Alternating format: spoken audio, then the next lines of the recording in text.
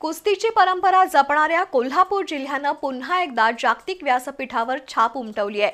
कागल तालुक्यातील बानगे गावचा कुस्तीपटू प्रथमेश सूर्यकांत पाटील यानं किर्गिस्तानमध्ये झालेल्या आशियाई कुस्ती स्पर्धेत सुवर्णपदक पटकावलंय।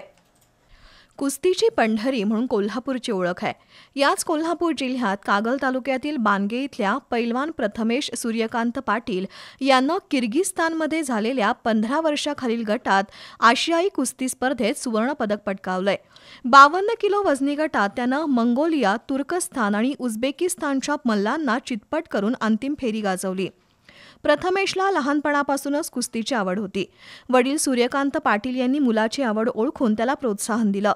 गावातील मातीच्या आखाड्यात सुरू झालेला त्याचा प्रवास आज आंतरराष्ट्रीय सुवर्णाच्या शिखरावर पोहोचलाय। सध्या प्रथमेश पुण्यातील आर्मी स्पोर्ट्स इन्स्टिट्यूट इथं प्रशिक्षण घेत आहे।